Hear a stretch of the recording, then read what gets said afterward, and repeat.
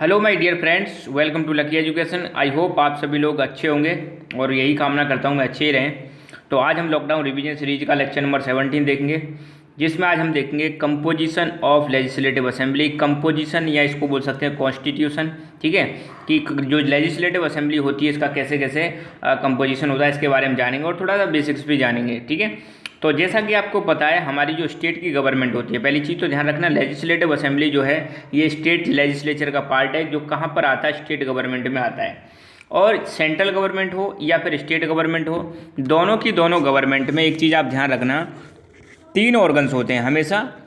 पहला ऑर्गन होता है लेजिस्लेचर, दूसरा ऑर्गन होता है एग्जीक्यूटिव और तीसरा ऑर्गन होता है जुडिशरी। लेजिस्लेचर का काम होता है लॉ बनाना, एग्जीक्यूटिव का काम होता है जितने भी लॉ एग्जीक्यूटिव लेजिस्लेचर ने बनाए उनका इम्प्लीमेंटेशन करना, और जुडिशरी का काम होता है डिस्प्यूट रिजॉल्व करना, और अगर कोई कॉन्स्टिट्यूशन का वायलेशन करता है तो उसका देखना, ठीक है, कि एक कॉन्स्टिट्यूशन का वायलेशन किया है या नहीं किया है, तो उस पर मतलब अपना जजमेंट देना। तो स्टेट का जो लेजिस्लेचर होता है उसमें मेनली तीन चीज़ होती हैं, लेजिस्लेटिव असेंबली, लेजिस्लेटिव काउंसिल और गवर्नर, ठीक है। तो आज हम जो देखने वाले हैं वो लेजिस्लेटिव असेंबली के बारे में ही देखेंगे। अगर स्टेट लेजिस्लेचर की बात करें तो ये गवर्नमेंट का पहला ऑर्गन है, ठीक है। और दूसरी चीज़ आप ध्यान रखना, हमारा कॉन्स्टिट्यूशन का एक आर्टिकल है, आर्टिकल नंबर 168। आर्टिकल नंबर 168 क्या कहता है कि प्रत्येक स्टेट में, ध्यान देना, प्रत्येक स्टेट का जो लेजिस्लेचर होगा उसमें एक तो गवर्नर होगा प्लस लेजिस्लेटिव असेंबली होगी, और या गवर्नर होगा प्लस लेजिस्लेटिव असेंबली होगी प्लस लेजिस्लेटिव काउंसिल होगी। तो मतलब स्टेट्स में जो लेजिस्लेचर होता है वो कैसा हो सकता है, दोबारा मैं बता रहा हूँ, आर्टिकल नंबर 168 कहता है कि प्रत्येक स्टेट में तो वहाँ पे जो लेजिस्लेचर होगा उसमें दो चीज़ होंगी, या तो लेजिस्लेटिव असेंबली और गवर्नर, या दूसरा केस क्या है, लेजिस्लेटिव असेंबली, लेजिस्लेटिव काउंसिल और गवर्नर, ये हो सकता है। जरूरी नहीं है हर स्टेट में सेम पैटर्न हो, ठीक है। तो according to article 168 of Indian constitution, every state will have legislature form by governor and legislative assembly, और गवर्नर, लेजिस्लेटिव असेंबली और लेजिस्लेटिव काउंसिल, तो ये दोनों चीज़ें पॉसिबल हैं, ठीक है। मतलब गवर्नर तो आपको दोनों में मिलेगा ही मिलेगा। अब किसी स्टेट में लेजिस्लेटिव असेंबली होगी और लेजिस्लेटिव असेंबली भी दोनों में मिलेगी, ये चीज़ भी ध्यान रखना। मगर कोई कोई स्टेट ऐसा होगा जहां पर आपको क्या देखने को मिलेगी, लेजिस्लेटिव काउंसिल भी देखने को मिलेगी, ये चीज़ आपको ध्यान रखनी है। तो पहला केस तो ये हो गया और दूसरा केस ये हो गया, ओके। अब हमारा जो भारतीय संविधान है, इंडियन कॉन्स्टिट्यूशन है, तो इंडियन कॉन्स्टिट्यूशन ने दो प्रकार का लेजिस्लेचर अडॉप्ट किया है भारतीय स्टेट्स के लिए। एक तो है यूनिकैमरल और दूसरा है बाईकैमरल। यूनि का मतलब होता है एक और बाई का मतलब होता है दो। अब देखो, किसी किसी स्टेट में तो सिर्फ एक हाउस मिलता है। अब जैसे हम कह रहे हैं यहाँ पे, यहाँ पे ध्यान दो कि जो स्टेट लेजिस्लेचर, इसमें दो चीज़ें, तीन चीज़ें, लेजिस्लेटिव असेंबली, लेजिस्लेटिव काउंसिल और गवर्नर। अभी गवर्नर को छोड़ो, अभी सिर्फ इन दो पे ध्यान दो, लेजिस्लेटिव असेंबली और लेजिस्लेटिव काउंसिल, ये दो हाउस हैं। किसके हाउस हैं? स्टेट लेजिस्लेचर के।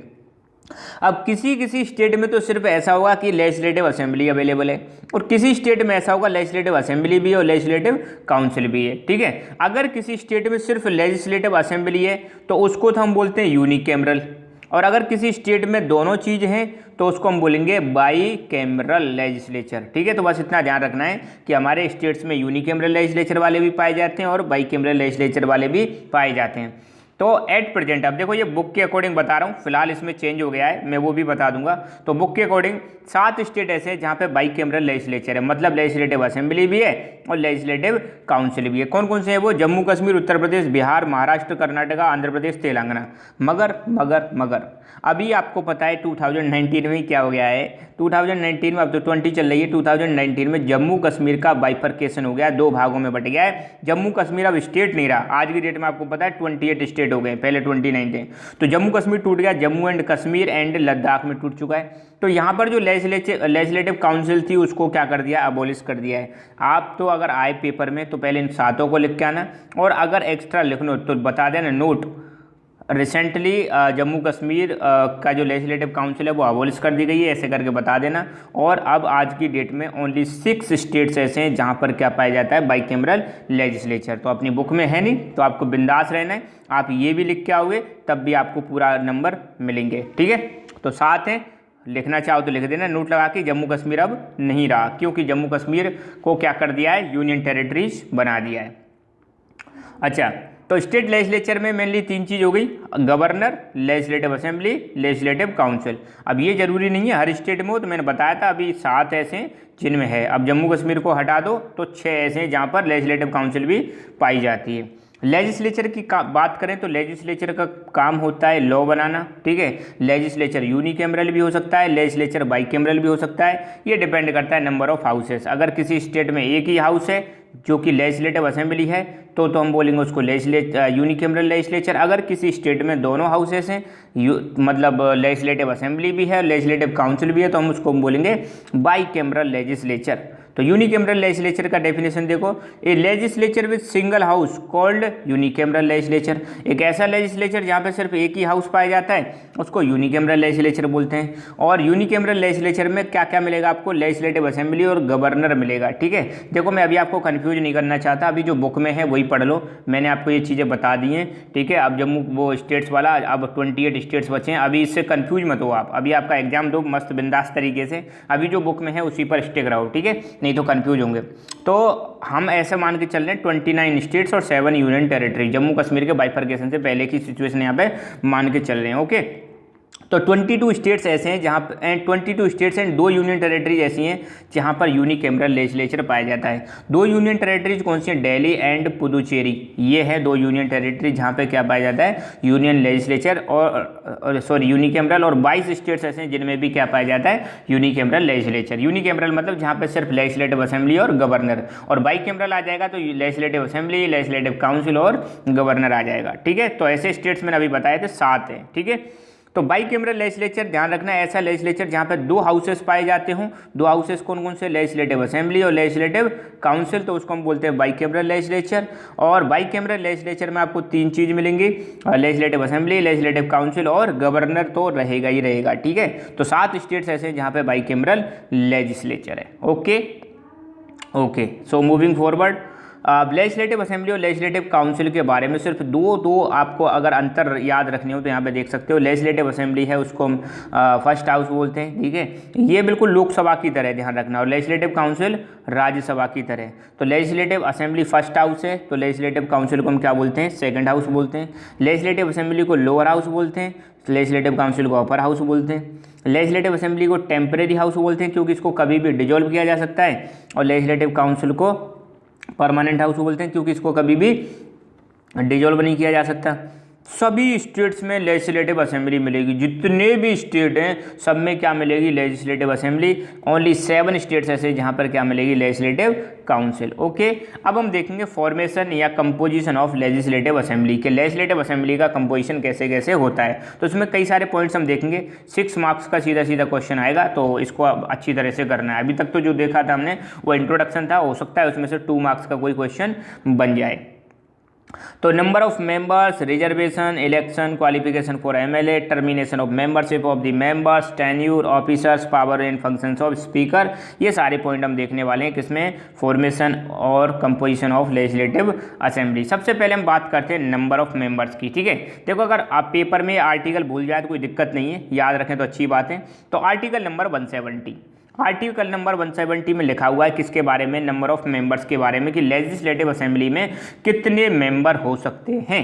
तो आर्टिकल नंबर 170 कहता है कि मैक्सिमम तो 500 हो सकते हैं। लेजिस्लेटिव असेंबली के जो मैक्सिमम मेंबर है वो कितने हो सकते हैं, 500 हो सकते हैं, और मिनिमम हो सकते हैं ओनली 60। तो इनके बीच में आपको लेजिस्लेटिव असेंबली का क्या रखना है, नंबर रखना है। तो दोबारा मैं बता रहा हूँ, article number 170 of Indian constitution ये कहता है कि नंबर ऑफ मेंबर, जो मैक्सिमम मेंबर हो सकते हैं लेजिस्लेटिव असेंबली में वो 500 हो सकते हैं, और मिनिमम हो सकते हैं वो कितने हो सकते हैं, 60 हो सकते हैं, ठीक है। और एक मेंबर जो है वो रिप्रेजेंट करेगा 75,000 पॉपुलेशन को। तो अब स्टेट की जितनी भी पॉपुलेशन है तो उसमें ध्यान रखा जाएगा कि लगभग ऐसा इंश्योर किया जाएगा कि हर 75,000 लोगों पर एक मेंबर तो होना ही होना चाहिए। हर 75,000 लोगों को कौन रिप्रेजेंट करेगा? एक मेंबर रिप्रेजेंट करेगा, ठीक है। अच्छा, एक चीज़ ध्यान रखना, लेजिस्लेटिव असेंबली के जो मेंबर होते हैं उनको हम क्या बोलते हैं? एमएलए, क्योंकि मेंबर ऑफ लेजिस्लेटिव असेंबली। तो यहाँ पर ये भी ध्यान रखा गया है, ये जो होते हैं, ये नंबर है, ये किस पर डिपेंड करता है? ये पॉपुलेशन पर डिपेंड करता है। जिस स्टेट की जितनी ज़्यादा पॉपुलेशन होगी उसमें लेजिस्लेटिव असेंबली के मेंबर्स की संख्या उतनी ज़्यादा होती है, और जिस स्टेट में पॉपुलेशन कम होती है तो नंबर ऑफ मेंबर्स की संख्या भी क्या हो जाती है? लेजिस्लेटिव असेंबली में कम हो जाती है। तो ये तो सीधा सा फंडा है नंबर ऑफ मेंबर्स का। अब बात करते हैं रिजर्वेशन की, ठीक है। तो रिजर्वेशन के लिए एक अमेंडमेंट चल रहा है कॉन्स्टिट्यूशन का, तो जिसका नाम है अभी recently 95th constitutional amendment act of 2009, 95th constitutional amendment act of 2009। इसके अनुसार क्या किया गया? रिजर्वेशन का प्रोविजन किया गया है, किसमें? लेजिस्लेटिव असेंबली की सीट्स में। किस किस के लिए? SC, ST एंड OBC, इनके लिए टिल जनवरी 2020 तक रिजर्वेशन का प्रोविजन किया गया है। किस किस के लिए? SC, ST एंड OBC के लिए। किस में? लेजिस्लेटिव असेंबली में।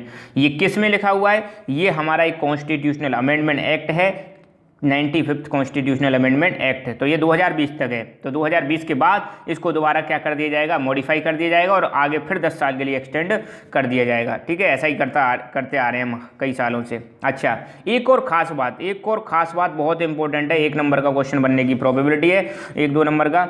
ध्यान देना, लेजिस्लेटिव असेंबली में गवर्नर भी एक मेंबर को नॉमिनेट कर सकता है। वो कहाँ से? एंग्लो इंडियन कम्युनिटी से। बहुत इंपॉर्टेंट है। जैसे हमने देखा था लोकसभा में राष्ट्रपति जो होते हैं, प्रेसिडेंट होते हैं, 2 मेंबर को नॉमिनेट करते हैं, कहाँ से? एंग्लो इंडियन कम्युनिटी से। उसी प्रकार स्टेट में जो गवर्नर होता है वो भी एक मेंबर को क्या कर सकता है? नॉमिनेट कर सकता है, मगर कहाँ से? एंग्लो इंडियन कम्युनिटी से। नॉमिनेट का मतलब होता है यहाँ पे इलेक्शन नहीं होता, ठीक है। तो जो भी अगर गवर्नर को लगता है कि एंग्लो इंडियन कम्युनिटी को रिप्रेजेंटेशन देना चाहिए, तो वो मतलब एक व्यक्ति को, कोई जो श्रेष्ठ व्यक्ति उनमें से, उसको नॉमिनेट कर सकते हैं। सीधे कहाँ भेज सकते हैं? लेजिस्लेटिव असेंबली में, और सीधे क्या बना सकते हैं? उसको MLA बना सकते हैं, ठीक है।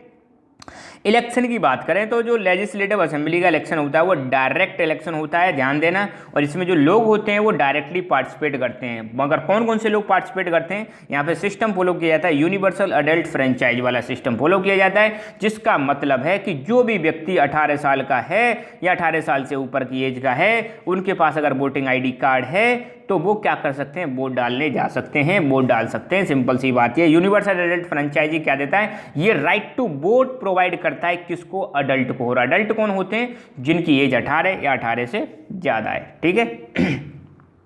अगर मान लो किसी व्यक्ति को लेजिस्लेटिव असेंबली का मेंबर बनना है, MLA बनना है, तो उसको क्या क्या क्वालिफिकेशन चाहिए, क्या क्या चीज़ें इंपॉर्टेंट हैं? सबसे पहले वो भारत का सिटीजन होना चाहिए, he should be the citizen of India. उसकी एज मिनिमम 25 ईयर्स होनी चाहिए, बिल्कुल लोकसभा की तरह, ठीक है। ये चीज़ भी आपको ध्यान रखनी है।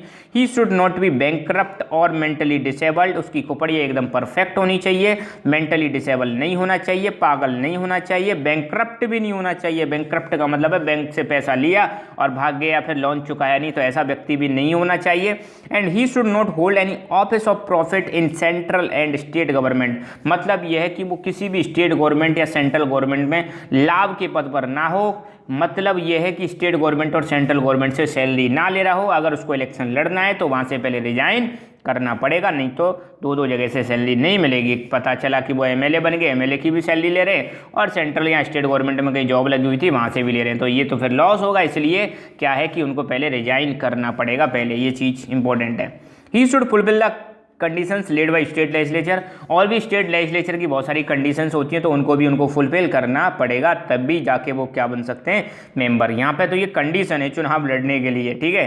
हालांकि फिर जनता डिसाइड करती है कि उसको बनाना है या नहीं बनाना है। Okay, termination of membership of the members. अब कुछ ऐसी कंडीशंस हैं कि जो लेजिस्लेटिव असेंबली के जो मेंबर्स होते हैं उनकी जो सदस्यता है, मेंबरशिप मतलब सदस्यता है, उसको बर्खास्त किया जा सकता है, उसको टर्मिनेट किया जा सकता है। जो मेंबर होते हैं अगर कुछ गड़बड़ी करते हैं तो उनको वहाँ से हटाया भी जा सकता है। ये भी इंपॉर्टेंट है, ये चीज़ आपको ध्यान रखनी है, ठीक है। If a person is elected, अब एक चीज़ ध्यान देना कि किसी मेंबर को कब हटाया जाएगा। ठीक है। हटाने के लिए यहाँ पे 3 कंडीशन दे रखी है। कितनी कंडीशन दे रखी है? 3 कंडीशन। पहली कंडीशन क्या है?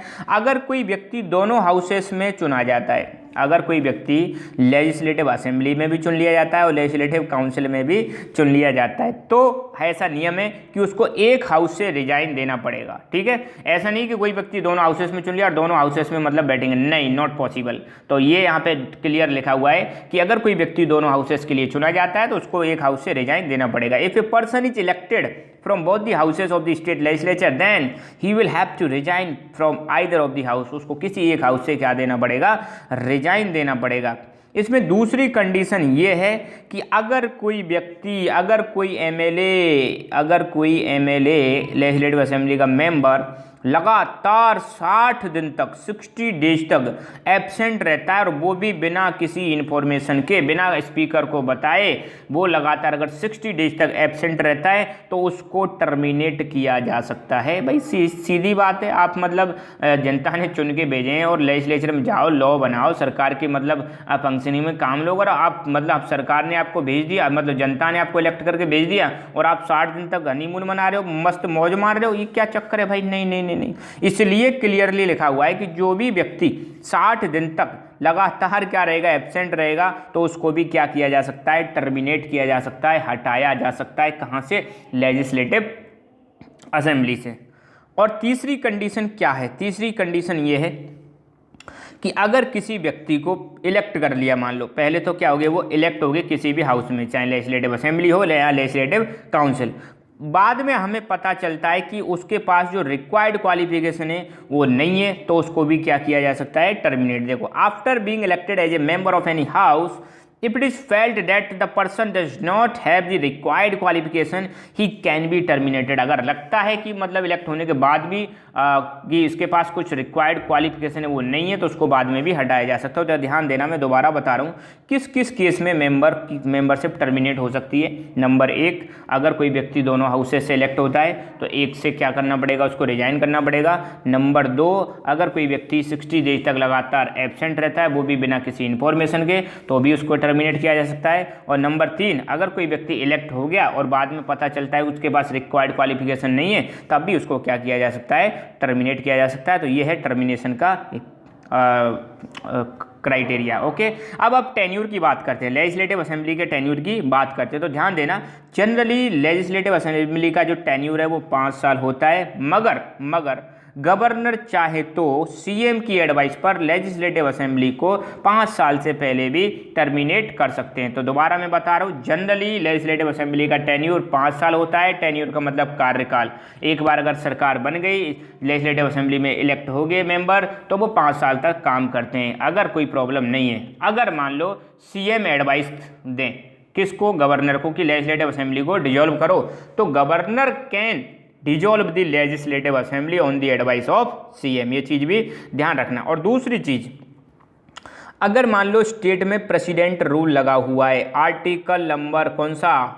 356। अगर 356 इम्पोज्ड है, प्रेसिडेंट रूल लगा हुआ है, स्टेट इमरजेंसी लगी हुई है, तो क्या होगा? देखो, parliament can extend the tenure 1 year at 1 go. Parliament चाहे तो एक ही बार में 1 साल के लिए टेन्यूर बढ़ा सकती है। ये चीज़ ध्यान रखना, अगर प्रेसिडेंट रूल लगा हुआ है, फोर्स में है, तो पार्लियामेंट एक ही बार में 1 साल के लिए उसको बढ़ा सकती है। किसको? टेन्यूर को। ठीक है, ये चीज़ भी आपको ध्यान रखनी है। अब ऑफिसर्स की बात करते हैं। तो लेजिस्लेटिव असेंबली में 2 ऑफिसर्स होते हैं, सिमिलरली लोकसभा की तरह। एक होता है स्पीकर और दूसरा होता है डिप्टी स्पीकर। तो ध्यान देना, 2 इंपॉर्टेंट ऑफिसर्स होते हैं, स्पीकर एंड डिप्टी स्पीकर। ये 2 इंपॉर्टेंट ऑफिसर हैं। और ये दोनों जो ऑफिसर है वो कहाँ से चुने जाते हैं? अब ध्यान देना, जितने भी एमएलए चुन के आएंगे, लेजिस्लेटिव असेंबली के जितने भी मेंबर चुन के आते हैं, उसी में से किसी एक व्यक्ति को स्पीकर बना देते हैं और उसी में से किसी एक व्यक्ति को डिप्टी स्पीकर बना दिया जाता है। ठीक है, और अगर मान लो इनको हटाना है, अगर मान लो स्पीकर या डिप्टी स्पीकर को हटाना है, तो हटाने का प्रोसीजर सिंपल है। पहली बात तो 14 डेज एडवांस में इंफॉर्मेशन देनी पड़ेगी कि सर हम आपको हटाने वाले हैं। ठीक है, दूसरी चीज़, मतलब हाउस में जो मतलब लेजिस्लेट जो जिस भी हाउस में आप मतलब जिस भी मतलब अगर आपको स्पीकर को हटाना है, ठीक है, तो स्पीकर किसका होता है? लेजिस्लेटिव असेंबली का। तो लेजिस्लेटिव असेंबली में एक मोशन पास करानी पड़ेगी और मेजोरिटी से पास करानी पड़ेगी। जैसे ही मोशन पास हो जाएगी तो हटा सकते हैं। और ये रेजिग्नेशन भी एक दूसरे को देते हैं। रेजिग्नेशन मतलब स्पीकर डिप्टी स्पीकर को, डिप्टी स्पीकर किसको, स्पीकर को। मैं पढ़ देता हूँ एक बार। तो there are 2 important officers, speaker and deputy speaker. 2 important officer होते हैं लेजिस्लेटिव असेंबली के। पहला स्पीकर होता है और दूसरा डिप्टी स्पीकर होता है। They are elected from the members of legislative assembly. Legislative assembly के जो मेंबर्स होते हैं उन्हीं में से किसी एक व्यक्ति को स्पीकर बना देते हैं और दूसरे को डिप्टी स्पीकर बना देते हैं। They can be removed by A motion passed by majority of house. अगर हाउस में मेजोरिटी से अगर हटाने की मोशन पास कर दी जाए तो उनको हटाया जा सकता है। और स्पीकर एंड डिप्टी स्पीकर आपस में एक दूसरे को क्या देते हैं, रेजिग्नेशन। अगर स्पीकर रेजिग्नेशन दे रहा है तो डिप्टी स्पीकर को देगा, और अगर डिप्टी स्पीकर रेजिग्नेशन दे रहा है तो स्पीकर को देगा। A notice has to be given at least 40 days in advance.